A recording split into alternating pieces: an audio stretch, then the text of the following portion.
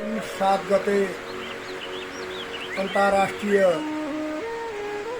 योग दिवस को अवसरमा हामीहरूले अन्तर्राष्ट्रिय योग दिवस को सम्मान गर्दै योग दिवसलाई सम्मानजनक रूपमा मनाउने निर्णय गरेका थियौं। तर प्रभुको जुन कृपा हुन्छ त्यसैबाट मात्र काम बन्दछ भन्ने सिद्धान्त अनुसार हामीहरूले योग दिवसका अवसरमा औपचारिक योग दिवस मात्र होइन, त्यसलाई गहिरो अध्ययन अनुसन्धान गरी योग दिवसलाई सार्थक र महत्त्वपूर्ण बनाउने निर्णय गर्यौं। र हामीले योग दिवसका अवसरमा हामीले के पायौं भने मानव जातिको विश्वको एकमात्र वैदिक सनातन धर्मको मूलाधार केन्द्र स्थलको रूपमा रहेको यो हिमाली भूभाग विश्वकै मध्यम मुलुकमा रहेको रहेछ र 118वटा मुलुकहरू साना मुलुकहरूमा पर्दा रहेछन् र 46 अर्थात 40वटा मुलुकहरू हामीभन्दा साना रहेछन्। तर विश्वको मूल संस्कृति र मूल धर्म मूलाधार केन्द्रको रूपमा वैदिक सनातन धर्मको मूल यही यौगिक भूमि तपस्वीको भूमि हिमाली भूमि नेपाल रहेछ र वैदिक वाङ्मयहरूमा पनि ऋग्वेदमा यजुर्वेदमा सामवेद अथर्ववेदहरूमा जुन जुन वैदिक साहित्यहरू अभिलेख गरिएका छन्, उपनिषदका साहित्यहरू अभिलेख गरिएका छन्, लिपिबद्ध गरिएका छन्, ती सम्पूर्ण साहित्यहरू कृतिहरू यही हिमाली शान्तिपूर्ण भूमिमा भएको रहेछ र आजका आधुनिक विद्वानहरूले पनि यो हिमाली क्षेत्र 15,000 वर्ष पूर्व भनेर एउटा न्यूनतम सम्भावना प्रकट गरेका छन्। तर हाम्रो विचारमा जबबाट धरतीको उत्पत्ति भयो तबदेखि नै धर्मको उत्पत्ति भयो भन्ने हाम्रो ठोस स्पष्ट मान्यता रहेको छ। र योग दिवसको अवसरमा योगीश्वरम हरिम वन्दे योगीश्वरम शिवम वन्दे हरिम वन्दे योगेश्वरम हरिम योगीश्वरम शिवम वन्दे वन्दे योगेश्वरम हरिम भनेर योग विशेषाङ्कले योगले दुवै आत्माहरूलाई एउटै आत्माको रूपमा शिव र नारायण, नारायण र शिवलाई एउटै आत्माको रूपमा अद्वैत आत्माको रूपमा वर्णन गरेको रहेछ। योगीश्वरम शिवम वन्दे वन्दे योगेश्वरम हरिम भनेर दुवै आत्माको समन्वय केन्द्र यही हिमाली भूमि नेपाल रहेछ। यो नेपाल सहित सार्क राष्ट्र र विश्वभरिका मानव समुदायका लागि नेपाल मूलाधार केन्द्र वैदिक सनातन धर्म र बौद्ध धर्मको समन्वय केन्द्र रहेछ भन्ने कुरा स्वतः सिद्ध भयो, प्रमाणित छ। र योगको विषयमा पनि यही छ कि विश्वको योग सभ्यता र संस्कृति यही मातृभूमिमा प्रादुर्भाव भयो भन्ने कुरा पनि स्पष्ट छ। र पतञ्जलि ऋषि पनि यही शान्तिपूर्ण भूमिमा रहेर उहाँले आफ्नो योग दर्शनलाई निर्वचन अर्थात लेख्नुभयो। र आज अन्तर्राष्ट्रिय योग दिवसलाई 2005 देखि हुँदै अन्तर्राष्ट्रिय युनेस्को आदि सम्मेलनहरूले यसलाई अनुमोदन गर्दै योग दिवस मनाइरहेका रहेछन्।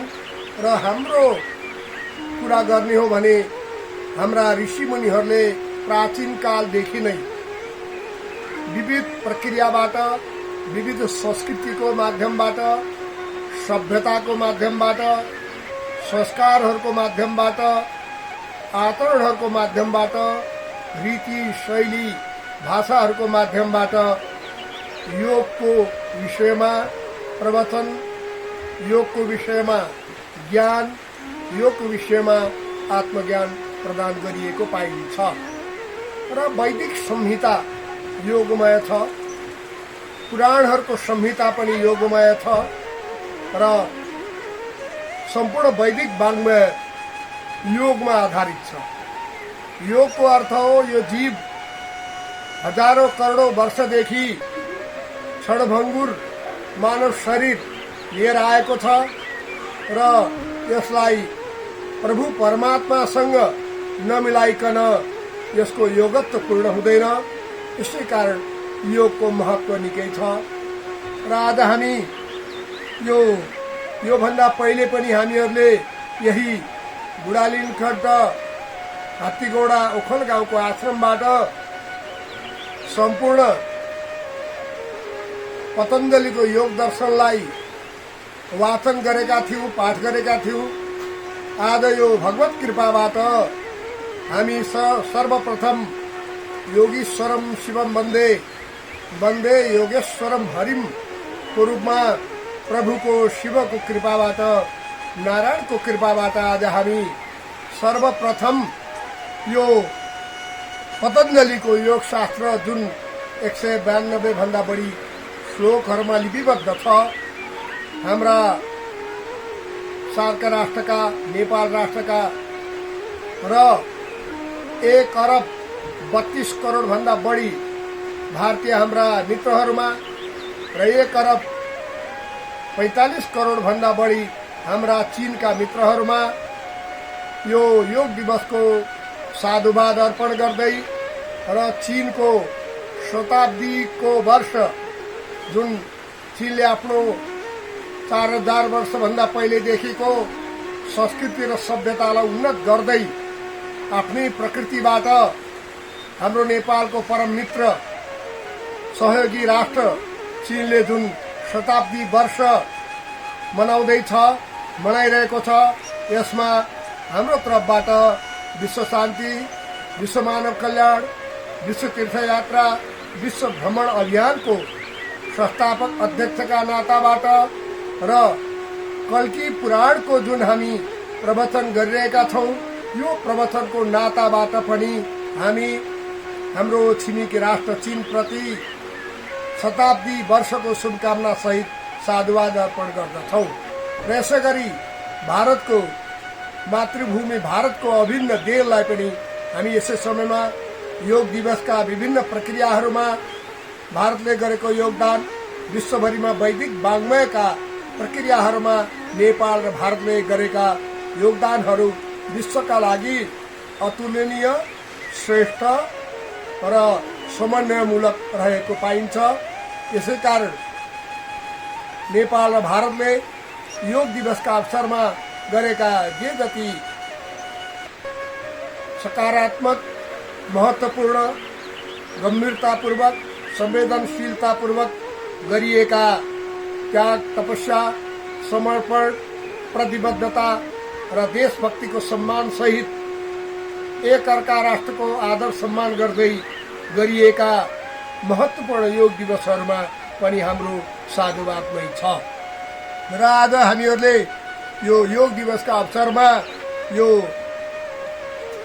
पाठ गरेर हामीहरू भगवत कृपा गर्न चाहन्छौं र यस सम्बन्धमा हाम्रो विचार स्पष्ट छ र ऋग्वेदको 1:5-3 मा योगको विषयमा आएको रहेछ।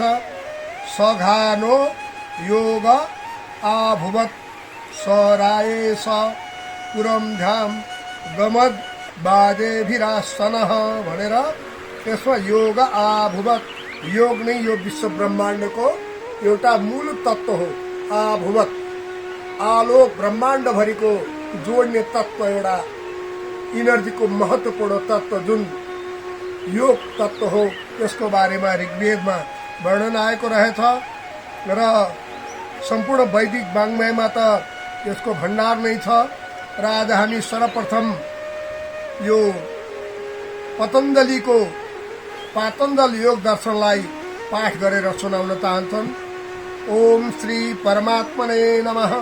ओम श्री पातञ्जल योग दर्शनम समाधिपादः अथ योगानुशासनम 2 योगश्चित्तवृत्ति निरोधः तदा द्रष्टु स्वरूपे अवस्थानम वृत्तिसारूप्यमितरत्र वृत्तयः पञ्चतयः क्लिष्टाक्लिष्टाः प्रमाण विपर्यय विकल्प निद्रा स्मृतयः प्रत्यक्षानुमानागमः प्रमाणानि विपर्ययो मिथ्या ज्ञान मतद्रूपः मतिप्रतिष्ठम शब्द ज्ञानानुपाति वस्तु शून्यो विकल्पः।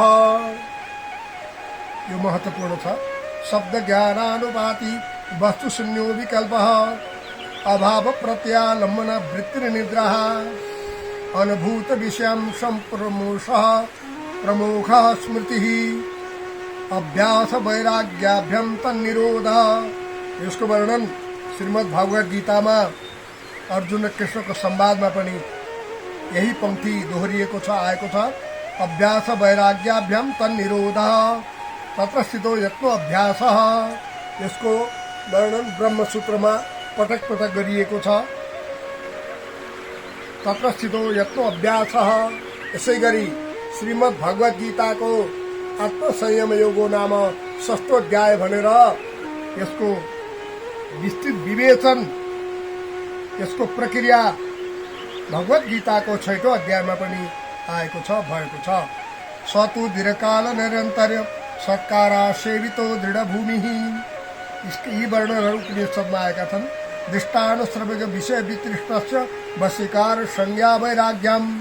यो वैराग्यको वर्णन वेदान्तको मूल विषय नै हो। शास्त्रीय अध्ययन गर्दा सांख्य कारिका र वेदान्त सार पढेका थियौं र गुरु कृपाबाट भर्खरै वेदान्त सारको मुटु वैराग्यम बोध भयो। तत्परम पुरुष ख्यातेर गुण वैतृष्ट्यम वितर्क विचारानन्दा स्मृतानुगमा तत्गमा संप्रज्ञातः विराम प्रत्याभ्यास पूर्व संस्कार शेषो अन्यः भव प्रत्ययो विदेह प्रकृतिलयानाम। र जनकलाई विदेहराज जनक भनेर सम्मान गरिन्थ्यो।